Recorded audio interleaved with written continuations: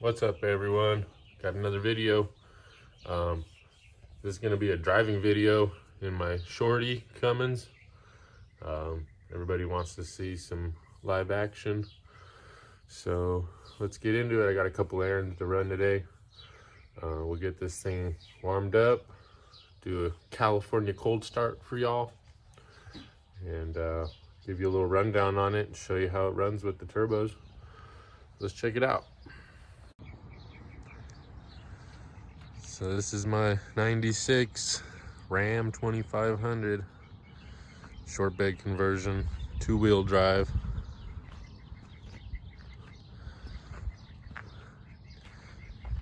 Bought it a few years ago. Had about 300,000 on it.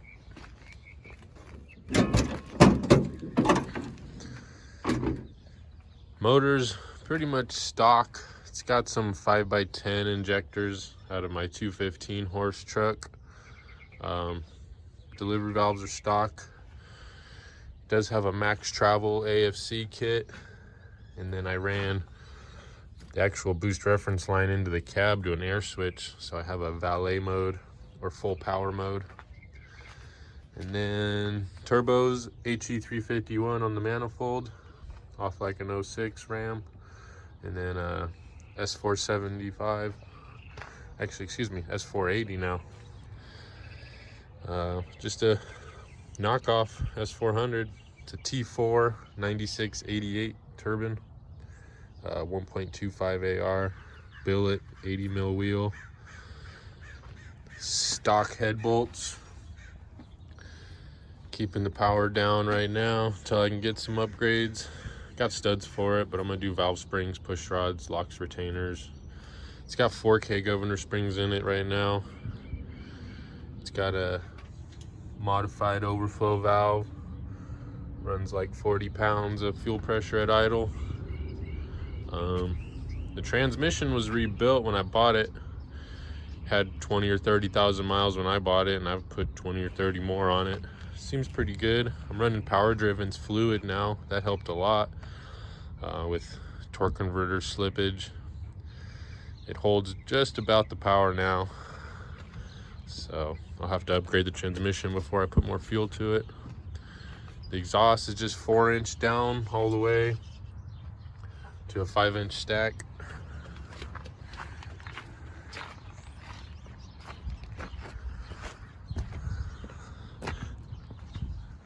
Got a little roll pan. It's lowered with some shackles right now. I'm gonna lower it more.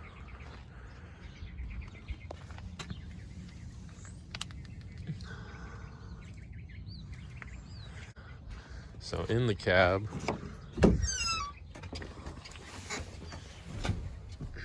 got EGT and boost, and this is my Valet switch.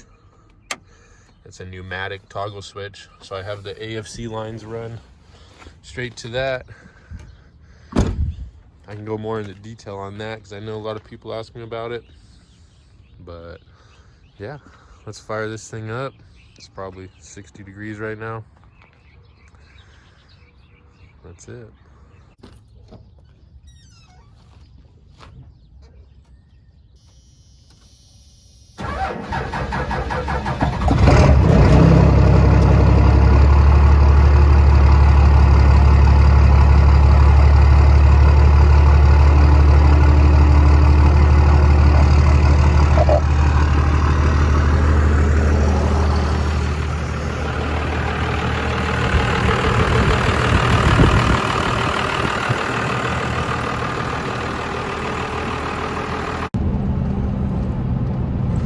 So driving this thing's pretty fun.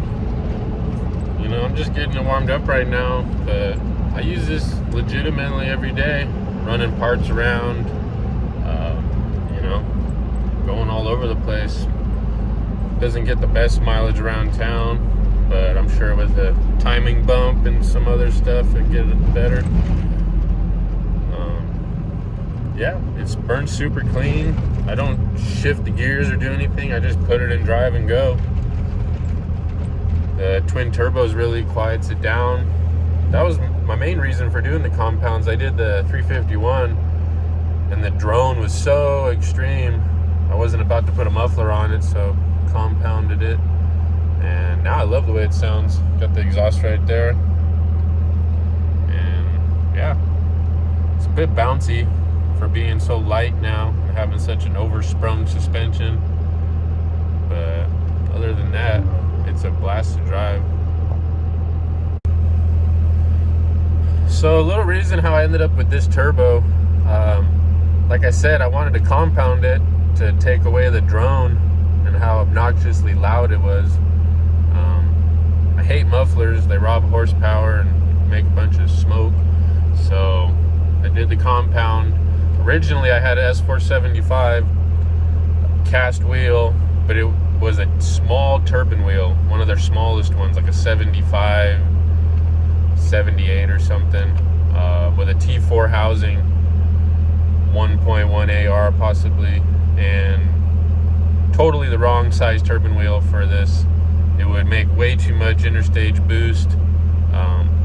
Total boost would shoot well past 35, 40, just half throttle, which is not good on the turbo. The 475 was doing too much work. So I switched to the 480 because I got the bigger turbine wheel. I could have kept the 75 compressor wheel, but I figured what the heck, I'll upgrade it. So now it has their biggest turbine wheel and a T4 housing, 96/88 wheel, 1.25 AR. And it's just about perfect, I think. The only bigger one would be the T6 housing, which is pretty much what everybody seems to run.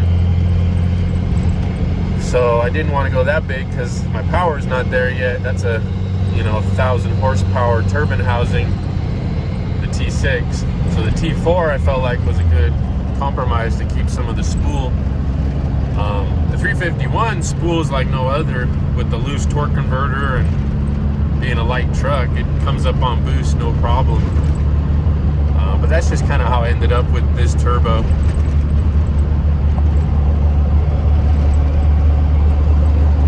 Sorry for the bumps in the road. This is real light throttle. See the stack? If I roll into it right now, the torque converter's locked. Smoke just a little bit. This is in valet mode, which I'll explain more right now.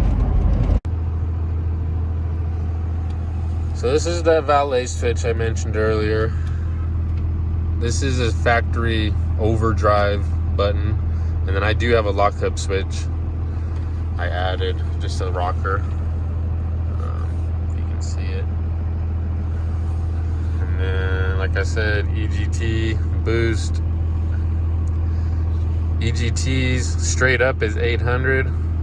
My boost total is 35, so straight up is about 16 to 17. I'm about to pull away from this light right here, you guys will get a feel for it.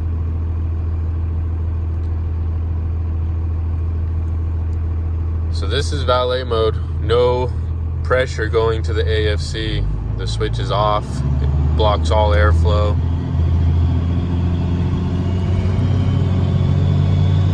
So there's 10 pounds of boost. I mean, right away I'm 10% throttle. A little more, torque converter just locked up, 50 mile an hour, 48, just like it's supposed to. EGT is about 850, 7 pounds of boost, 60 mile an hour, super light throttle. EGTs would probably be lower if I had timing in it, but this motor's at stock timing right now.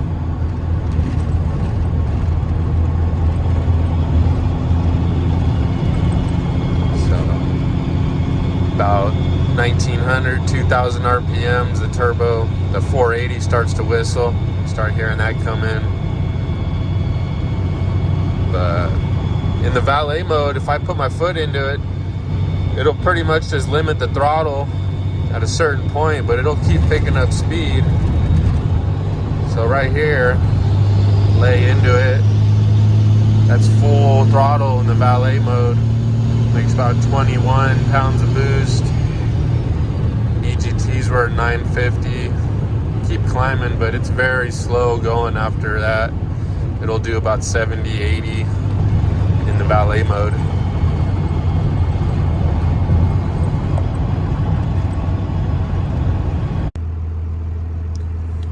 Alright. Pulling away from the line.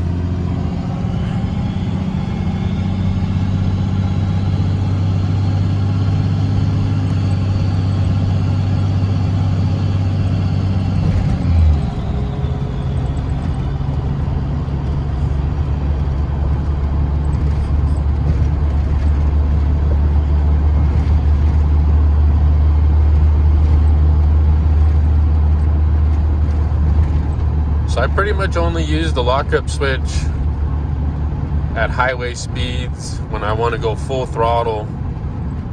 You know, if I'm trying to pull on someone or whatever.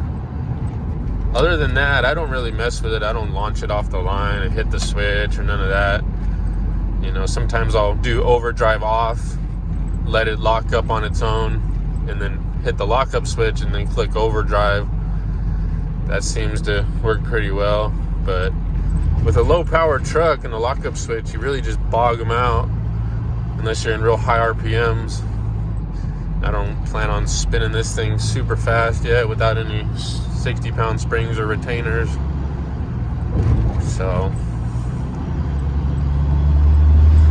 boost is pretty low on this thing for total. Try and lay in it right here.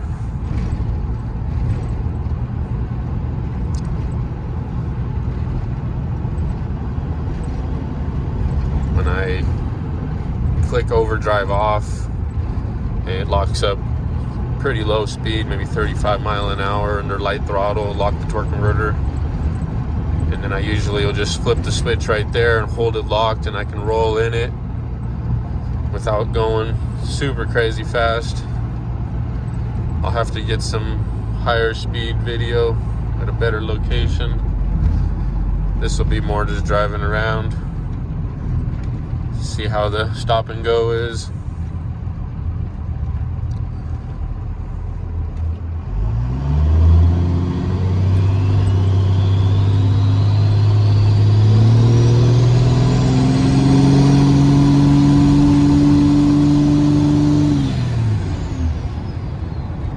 I rolled in it right there, unlocked off the line, like half throttle, maybe a little more. Hits 35 pounds of boost plus. EGTs were about 1300. So for mostly stock fueling, this thing definitely has the power. Needs timing. I keep emphasize that enough. You know, it's it would probably lower the boost and lower the EGTs with more timing in it, but I'm really trying to not blow the head gasket before I do my studs. I'm already pushing it with 40 pounds of boost or so.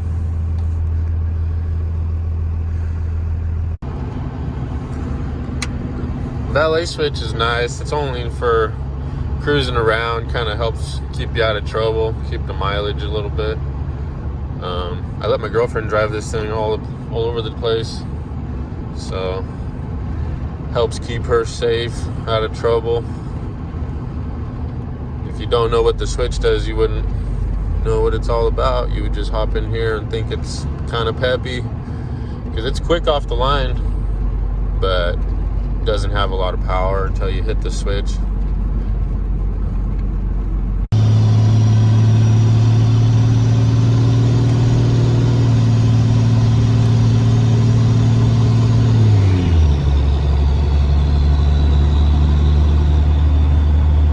So as you can see there, the torque converter is pretty loose. When it locks up, it pulls the RPMs down quite a bit. This is just quarter throttle, cruising around.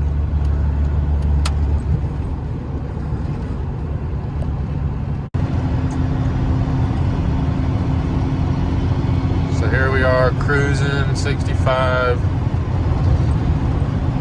5 pounds of boost, 600 degree EGTs. in valet mode.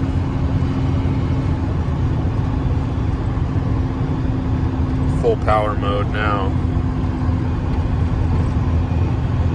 And then what I do, if I want to go full throttle, I'll just lock the torque converter. That'll hold it. And I can pretty much just roll into it wide open. And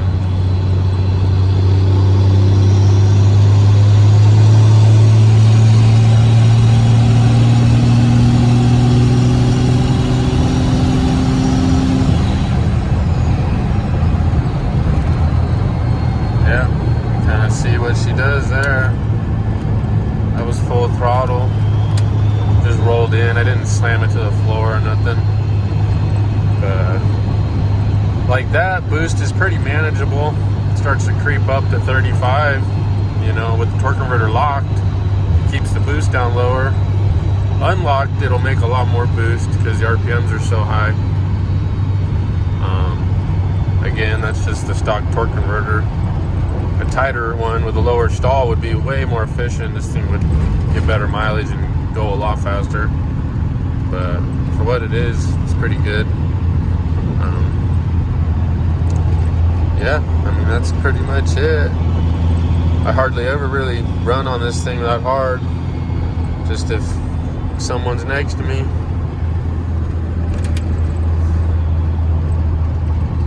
Normally, valet switch on. Drive it however you want, foot to the floor. It'll make 20 pounds of boost, and that's about it. Alright, so we got our load of sheet metal. That was our main objective. So people always be asking, you know, what's the horsepower? Everybody wants to know horsepower on this thing. And it's very fuel limited, and there's no timing in it. So I know with the mods it has, if it had a little timing bump, it should be around 350 wheel horsepower. I think that's a pretty honest number. But I'll never know until I have it on a dyno or something. But